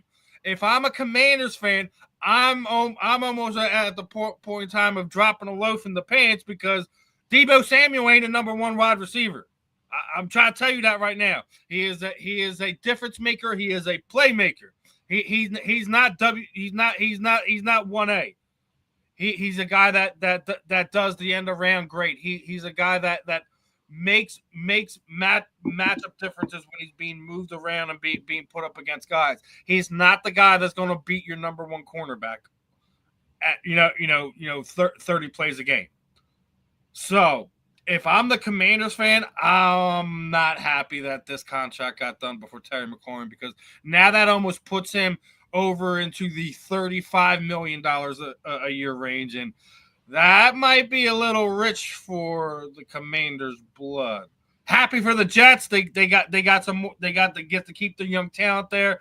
They brought in Justin Fields during the offseason. They have themselves a quarterback. They already have what I already felt was a top 5 defense, regardless of what anyone was sitting there saying. When you're sitting there having to run 60 snaps a week, it's a rough task for any defense. So I'm not going to hold that against them. I think the Jets are another one of these underdog teams.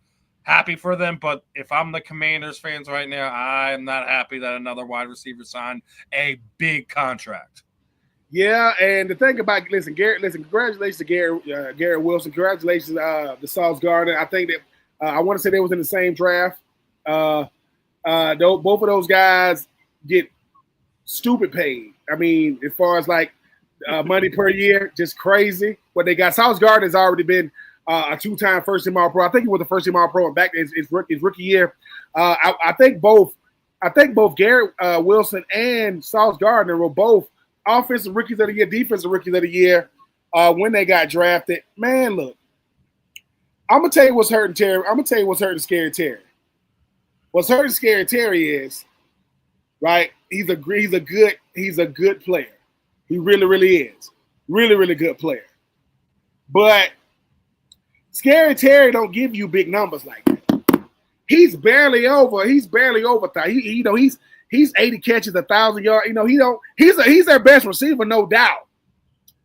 But the thing about and that's with 17 games. 17 games, it's barely putting him over 1,000 yards. Is he productive?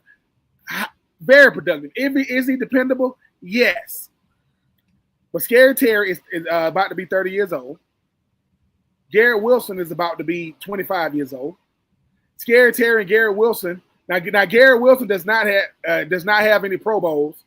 I want to say Scary Terry just came off a second-team All-Pro in 2024.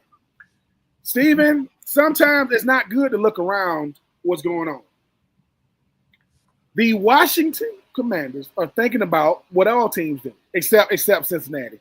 They don't think about anything. But Washington is thinking about the future and the present. They're saying, how can we satisfy, two fronts? Excuse me. The first front, the organization. We don't want to do something in 2025 that could cap string us.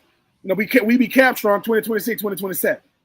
The Deebo Samuels trade is still peculiar because you're bringing in a guy who his best year, he hasn't looked nowhere near that. He hasn't first-team All-Pro that year. Because I think the thing about Deebo is more of a Swiss Army knife type player. He plays receiver. You put him in the slot. You give him jet sweeps. You let him run the football. You might let him return some. You're trying to get a lot of production out of him. Scary Terry is a straight receiver. I mean, he's nice. Would I put Scary Terry in my top 10 wide receivers? Probably not, but he's right there. He's a really, really good. Now, is he going to get his money? Yes. Is he going to get that type of money? Absolutely not. He's not going to get that. They'll get, 3 years. And this has been, it's basically this is coming down to the per year type thing, right? So what? 3 years, 95 million, 50 million guaranteed, something like that. Because here's the thing, Stephen, and this is me putting my Howie Roseman hat on. We both went to Florida. Scary Terry, they're gonna say this. Hey, Scary, yeah. You want us to give you $130 million. Yeah. $100 million guaranteed. Yeah. That's going to hurt us. Why? Jaden Daniels is already proving himself to be, definitely a top 10 quarterback, even though it's a rookie mini size. A rookie year. We got to think about the draft. We got to think about free agency moving forward. They're gonna have to satisfy him with something. But I would say with Scary Terry, I would say, well, look, man. 3 years. No, 2 years. No. A 3 year. I don't know, 3 years, 90 million, like I say, 50, 60 to sign. And because here's the thing, Scary Terry is on contract number 3. Already did his rookie year. They signed his second contract. This is number 3. Let me tell y'all something. The only people getting ridiculous payouts is 2 people as their career gets. That would be defensive ends and quarterbacks. You don't believe me? Myles Garrett. Ever heard of him? Oh, okay. I'm just saying, when we get to talking about, Max Crosby. Remember him? What is TJ Watt holding out for? Remember him? Khalil Mack. Remember when Khalil Mack signed all that money to go to the Raiders? Then he signed for a bunch of money to go over to the Chargers. People, listen, quarterbacks are guys who chase them. They get paid a lot of money. Love you, Scary Terry. The likelihood listen, they will give you what Garrett Wilson got when they give me $100 million deal, to be on FS1. I'll wait for mine too. I'm just saying, I can appreciate Terry's stance, but all leverage ain't real leverage. You don't believe me? Ask Shedeur Sanders how much leverage you really got. Because sometimes what I think I am and what I actually am is 2 different things. All I'm saying is this. Look. When people say, all right, Ben, I'm just going to give you the man stats to let y'all know he's a really, really good player. I'm not taking nothing away from his best year in the league. 77 catches, 1,191 yards, 5 touchdowns, 15.5 yards a catch, right? I'm just showing y'all something. Last year, 2024, 82 catches, 1,096 yards, right? But he did have 13 touchdowns. All right. Now, let me show y'all something. Because if you want to get paid like the number 1 receivers, right, I got to look at your numbers. I'm going to go to a guy in his division that don't get enough love. I'm going to go to AJ. AJ Brown. AJ Brown played in 13 games in 2024. He had 67 catches for 1,000. He did what Terry did in 13 games, right? 2023, 106 catches, 1,456 yards, 7 touchdowns. 2022, 88 catches, 1,496 yards. I'm going to show y'all something.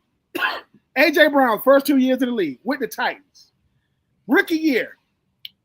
Listen, 52 catches, 1,051 yards, 8 touchdowns. His second year, 70 catches, 1,075 yards, 11 touchdowns. Scary Terry ain't doing that. He's doing, listen, what A.J. Brown doing in 16 games and 13 games is taking Scary Terry 17. We don't think that matters. It does. Scary Terry won $130 million. Show me you would get to 1,500 yards, 1,400 yards. Because guess what? A.J. Brown did it twice, and he got your year in 2024 in 13 games. So, yeah, if you want to be the best, they could compare you to the best. I'm not saying Scary Terry McLaurin ain't one of the best. He ain't in the top 5. He ain't in the top 10. And Garrett Wilson is on his second contract. Your second contract is usually your biggest unless you did something stupid during your rookie year, your rookie campaign. So, hope he get his money. But if he thinking, we're going to get what Garrett got. No. People saying, well, what type of money should he expect? Well, let me show y'all something. Devonta Smith is going to be 27 years old this year, right? I'm gonna listen. When people be saying, "What has he done?" and he's the number 2 now. Rookie year, 64 catches, 916 yards, 5 touchdowns. Second year, 95 catches, 1,196 yards. That's what Scary Terry did this year, right? 2023, 81 catches, 1,066 yards, 7 touchdowns. And that's the first year with AJ. That's right? The first year. Yes. Second year with AJ, 68 catches, 833 yards, 8 touchdowns. He has 27 career touchdowns. Why is that important? He got 27 career touchdowns, right? Scary Terry. Going in the year 1, 2, 3, 4, 5, 6. He go 1, 2, 3, 4, 5. So he going to year 7. Has 38 career touchdowns.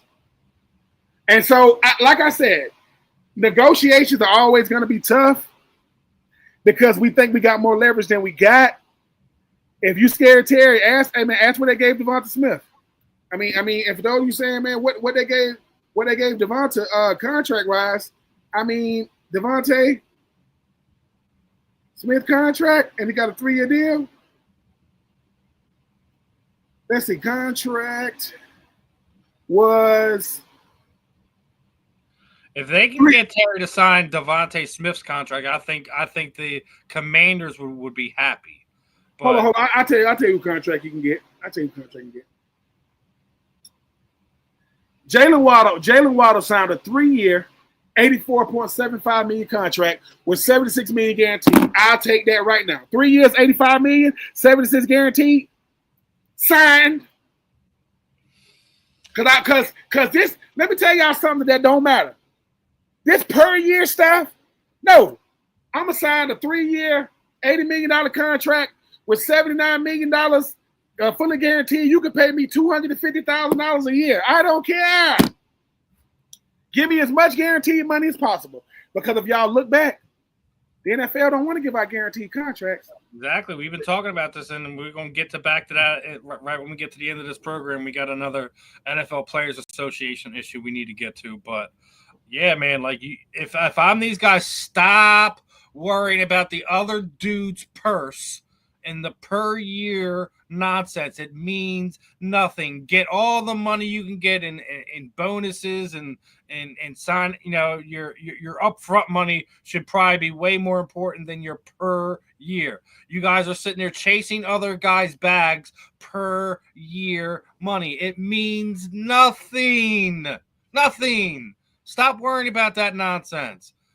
If that's what really is holding us up, Terry McLaurin needs to re-educate himself on how things really work in the NFL. I hope for his sake he gets what he wants, where he feels comfortable, compensated, etc. But as an Eagles fan, hell, I wouldn't mind seeing him not working something out, get traded out of the division, and then you compromise what the Washington Commanders are going to be in the future. So listen. It's all smiles for me on this end because, you know, I'm watching my rival not paying their all pro level guys what at least he feel he's deserving. And speaking of in the division and things of that nature, Ben wanted to make sure we got to this, and I did see it. It wasn't like it wasn't on my radar, but you know, we had talked about CJ on this show a lot this offseason. Mainly because of stuff that he had said out of his mouth, and Ryan Clark was able to sit down with him, get some words out of him, and really kind of get to the crux of what was really bothering CJ. And Ryan Clark made this post about it afterwards, and kind of brought some insight into things that he had brought on CJ, and the Eagles brass embraced him, embraced his children, and then when he was traded. What he didn't go on out there and say, like when he announced that he was traded, is that he literally broke down, cried when he got the news. He felt slighted, he felt betrayed, he was devastated, and it was more along the lines of what was going on with his family, his kids, and that will make. We've talked about this before, man. That'll make anybody act out of pocket. So. He really wanted, as the he wanted to stay here. He wanted to change the narrative on who he was, what people perceived him to be. But once again, now he's starting over. And then what really got to him was his kids basically saying, "Well, we can't wear green anymore." Man, I mean that is a thing. And the other part of the interview that it doesn't show in this screenshot, because that would just take up too much of it, is that he is going to be at the ring ceremony here in 2 days, and he's going to personally apologize to who he felt they apologized. On the episode, he apologized to Jalen Carter. He apologized to A.J. Brown. He apologized to Lane Johnson, and he said Lane Johnson is one of those guys who could check him, who could tell him, CJ, you doing too much. I got your back for this, that, and the third, but you doing this right here, I don't got your back. And that's something that shows you the leadership that is in that locker room.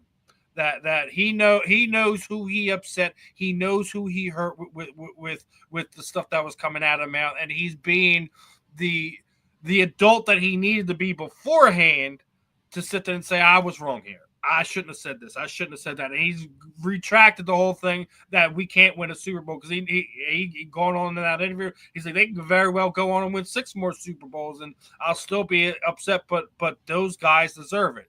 So CJ, looking at himself, looking inward, coming out on a public podcast like that, like what Ryan has, and sitting there admitting his faults, admitting his own shortcomings, is kind of what you want to see in a guy who has been through a lot, personally, professionally, everything. And he even going on to sit there and say that Malcolm Jenkins is the guy who's been instrumental in his career. Big guy here in Philadelphia, big guy down there in New Orleans. Kind of odd that somebody that is special in his life has been to both 2 different places that he's been to. So, yeah, man, it was refreshing to see that from CJ. Again, like, it's hard to replace him. We still don't have Mukumba under contract here, so it's going to be Sidney Jones. And I don't care what you say. I don't care what Vic says. I don't care what anyone says. It's not easy to replace 12 interceptions over a 2-season period of time. He is a game changer. He's a difference maker, and we are going to miss him. I don't care what anyone says. Can a player be replaced? Yes, you can. But there's be things that you can't replace that he brings to this, and there are definitely things that we will miss moving forward. But go ahead, Ben, your thoughts on this one, brother. I'm so proud of Chauncey. Number one, I'm so proud of him for just putting it all out there, talking about his struggles, his outbursts. And he was saying my outbursts when I was a kid, man, thinking that I always got to prove myself, being the best player and being the best player there. He said, had I handled things differently when I was younger, man, I would definitely be a much different player now. Talking about the fact that, look, man, he said, look, I ain't got no ill will towards Darius Slay, man. People blew it up because of who I am, because of who he is, because of what was said. For him to come out and say, I love Philadelphia, man. That's the first time my family was with me. It's the first time that, my kids going to be going to school there. I got a house there. When his son said, we don't get to wear green no more, he said, because I finally on a team, man, that lets me be me. I mean, what he said about Lance. I mean, Lane saying, look, he said, I apologize to Jalen Carter and A.J. Brown and Lane John. He said, because he said, he's my big brother on that, man. He's my big veteran. Talking about Malcolm Jenkins, showing him how to do it, and he was in New Orleans, showing him how to do it, saying, look, man, make sure you say hello to every coach every time you see him. Make sure you be a great teammate. Talking about how Blankenship said, look, man, I ain't got no problem with Blankenship. He asked me to be in his wedding. When we talk about what a podcast is supposed to be and what it's supposed to give a player, that's how you do it. Hey, man, I'm going to let you come over here and speak your piece. I ain't got no head out on Malik Neighbors. I ain't got no ill will towards him. Yes, I'm going to the ring ceremony, man. If those guys go out and win 6 more, it's because they deserve it. I know the type of players they are. I know the type of people they are, right?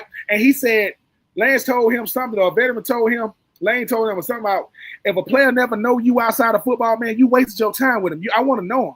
I want to know what he said. I want to know what your favorite color is. I want to know what you like to do. I want to know what you like to do. So when he gave out those high school jerseys to AJ and those guys before the Super Bowl or whatever, that's him knowing them. Chauncey Gardner-Johnson cares a lot about what people think about him, even though he don't care about what people think. He cares about what his teammates think. He cares about what his coaching staff think. And he said, look, man, at a place like Philly, Jalen, man, he a leader, man. You can just get behind that dude. He said, I'm not here to get at dudes, man. I'm here to just be encouraging. I'm here to motivate them, right? And Chauncey got to say, I'm sorry in real time. I'm sorry, AJ. I'm sorry, Saquon. I'm sorry, Jalen. I'm sorry, Lane. I'm sorry, Philadelphia, as a city, as an organization. I'm sorry, Howie, because I didn't handle it right. But this is how I right my wrong. I ain't got no ill will towards those dudes. And that's what players need to see other players doing. Because you go, look, man, I want to show my kids the right way. I think he got a son named Saint, right? He got another son in the door. He said, look, man, they watching me. And I want to show them how to do things the right way, hang out with the right people, say things the right way. Because everybody is not Chauncey Gardner-Johnson that got 2 former Florida Gators on the Pivot Podcast, Fred Taylor and Channing Crowder, that can RC going to LSU, and they get to go to Houston. They get to let him speak his piece. That's how you do it. Because now, he said, look, man, I want to kill them false narratives about me. He said it started in the draft. He was talking about how I was. He said Philly gave me a chance to really play safety, not nickel. But I was trying to make that nickel back money. Because I was like a nickel corner safety. 12 picks in 2 years. What? So I'm super proud of Chauncey because he admitted, man, I got some things I need to get better at. I got some things I should have did better at. I got some things I wish I wouldn't have said. He said I wouldn't say it. Man, give me your comments on what you said about the Eagles. I shouldn't have said it. I take it back. But I get it. He said, of course I'm going to the ring ceremony because I'm going to soak up every ounce, every moment I got with those dudes to let them know I'm a Philadelphia Eagles Super Bowl champion for life, no matter what. And that's what men do, man. Professional athlete or not, man, I was wrong with what I said. I apologize. I apologize, Jalen. I apologize, Jalen Hurts, Jalen Carter. I apologize, you know what I'm saying? I apologize to those guys on defense. I apologize to Lane, the elder statesman. Because when you respect your vets, that's why you become the player you become. Because the vets that make it in the league, it's not because they're the best athletes, they're the best people.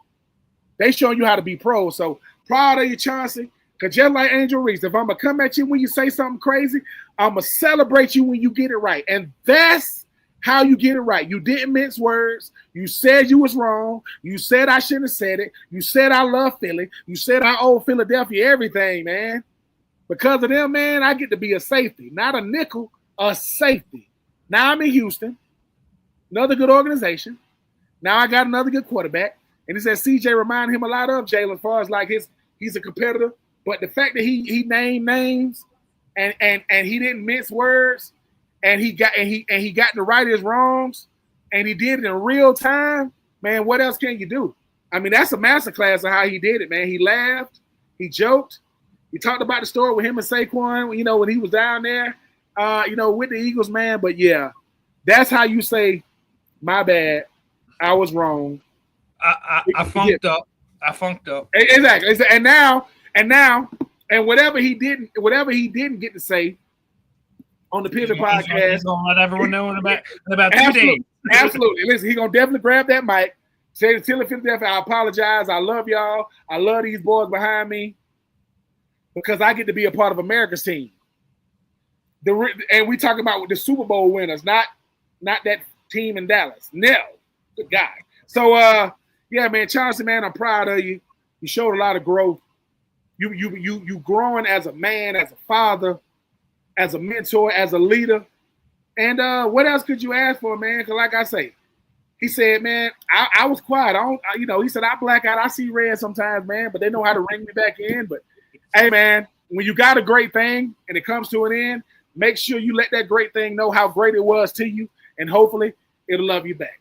All right, we're gonna try to quickly fly through these last few ones. We were talking about Lane. Did you see his social media post yesterday? Yeah, man. Yes. Man, I'm like, what? This dude walking around with almost 1,000 pounds, like it's nothing. Number one. I don't know where he is. That's very well answered. That's out of his range. I believe that's out of his range. Okay. That's look, man. We all have motivation in different ways. Mama, listen. His wife was like, "What you about to do, Lance?" I'm about to just go out here and get my steps in. Most people, when they get their steps in, they just walk. Lance picks up 700 pounds, and they ain't show how long he do that. He probably, hey man, the best players in the world got 57 inch. There's a nice little stretch behind his house there, and I'm pretty sure that he did a good portion of that. But the fact that you lifted that and then he ain't wobbling. He ain't struggling. No shoes on. I wasn't able to find the full clip of it. I just got the screen grab of it, but just Lane Johnson's a different man, and people are gonna find out that he wasn't lying when he's saying he's feeling like he's just getting to his peak. Y'all done awoken another type of animal. All this disrespect. He just puts it down, checks it off. Okay, moving on. Okay, moving on.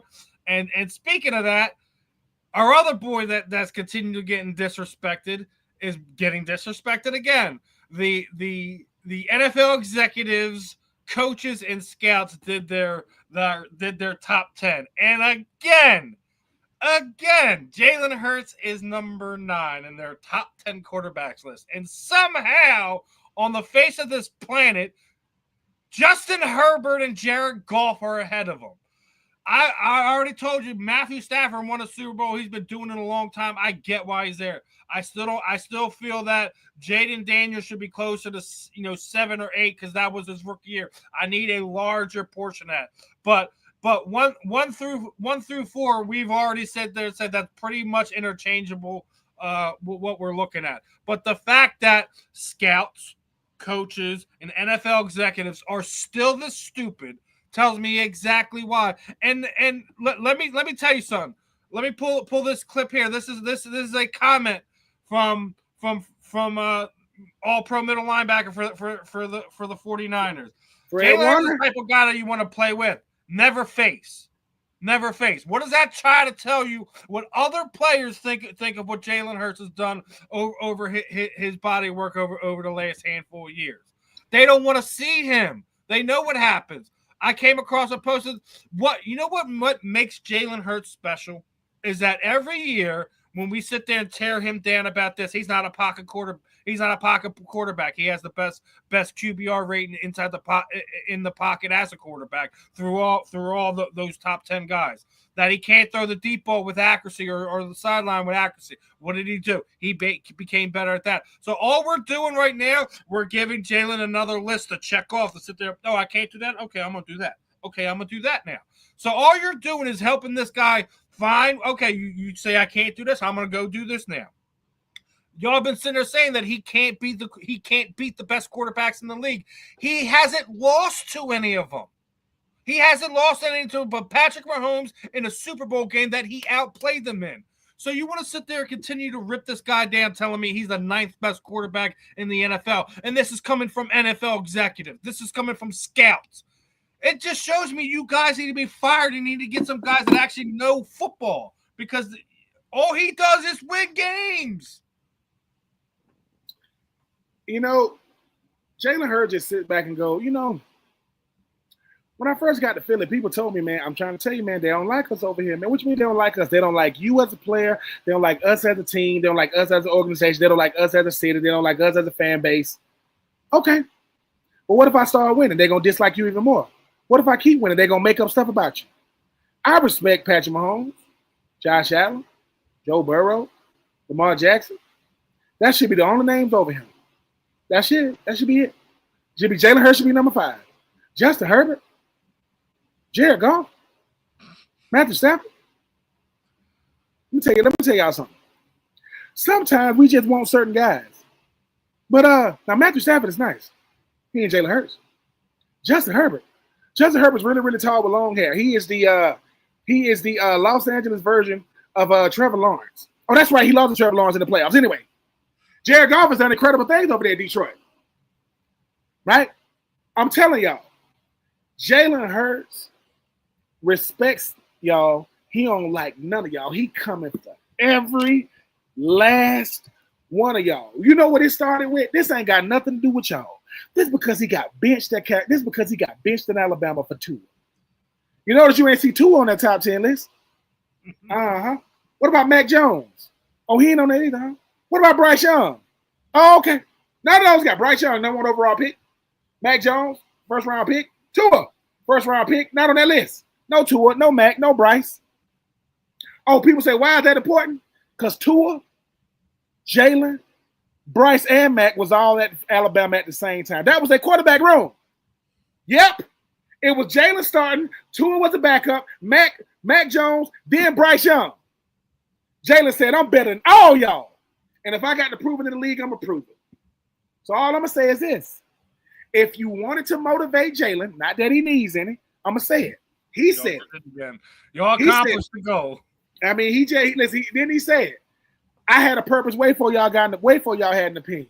Mm-hmm. And the opinions just keep coming. Mm-hmm. But let me tell you what opinions will never be. Facts. Let me tell you what lies will never be. The truth. And let me tell you what, let me tell you what the Jay-Z said. Men lie, women lie, numbers don't. Numbers don't lie. Production don't lie. Results don't lie.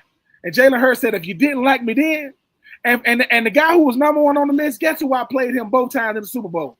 Jalen outplayed Patrick Mahomes twice. Since then, Patrick Mahomes has dyed his hair darker and he cut the mohawk off. Telling y'all right now, Jalen Hurts coming, man. He's coming, and it's y'all fault. He's coming for all of it. He's coming from all of it. And one more before we get this one done here. I want to squeeze this one in here. We've been talking about everything that's going on with the NFL and the Players Association, the collusion with that. And I told you there's going to be a cause and effect that was going on here, and that there was no doubt that the NFL Players Association was involved in some way.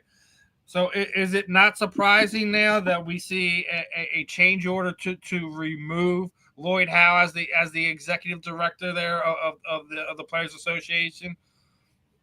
This one is we, the undersigned current and former NFL employees and current NFL players, concerned stakeholders and professional football fans and people conscious and common sense call for immediate resignation and termination of Lloyd Howe as the executive director for the NFL players. Is that surprising? No. Since taking office in July 2023, Lloyd has demonstrated a pattern of poor judgment, financial mismanagement, conflicts of interest that have cost the NFLPA millions of dollars, compromised the union's ability to effectively represent players. His track record failures, both NFLPA and his previous role as Booz Allen and Hamilton, makes it clear that he's unfit to lead the players' union. This is a change order that has been brought in front of people by the players themselves. I told you there was a cause and effect. You can't tell me there wasn't collusion. Ben, is this cause and effect from what we have been talking about and what's going on with the NFL and the NFLPA over the last few weeks? Yes, because he's the only NFLPA president that acts like he's working on behalf of the owners and not the players. This is the same guy that said the Murray Smith situation with Colin Kaepernick. What? It was a waste of time. No, it wasn't a waste of time, because we come to find out that the owners was colluded because they don't want to do guaranteed contracts, which shows that they was colluded against Colin Kaepernick. Then aren't you in cahoots of trying to be a stakeholder or owner of some other team? So that's not the biggest conflict of interest. And the last time I checked, why are you speaking on behalf of the owners? No, you speak on behalf of the players. You get the players' needs, the players' wants, the players' desires, and you go to the negotiating table with the owners. You in cahoots with the owners because you're trying to be an owner yourself. I'm going to keep saying this. Every time you use outside entities, third party people to try to speak on behalf of the players, you don't know what you're talking about. I don't care what world you came from. I don't care how much money you came from. Don't you work for a consulting firm company that's trying to be in cahoots with the NFL? They're in a conflict of interest. All I'm telling you is this. The players have spoken, both current, former, and future. You need to be gone. Not because you ain't doing your job, because you've never done your job. Not because you don't care about the players. You've never shown any interest in the players. And that statement that y'all put out with the NFLPA had a conflict of interest. It didn't make any sense. Stop hiring people because they were successful in another environment, another work environment, another part of what they done. It has nothing to do with the NFL. NFLPA presidents work on behalf of the players. Point blank, period, end of story. You have done none of that. You have shown you want to be on the ownership side. You have shown you are just a face. You are not, right, a voice of reason, and you do not care about working on the behalf of the players. You need to be gone, sir, immediately, and you need to get somebody in there that either played the game, loved the game, or loved the players. Either 3 of 3, 2 of 3, or all of the above. You are neither. You should be gone, sir. You should be gone. Yeah, it's getting ugly, and this is exactly why that the NFLPA and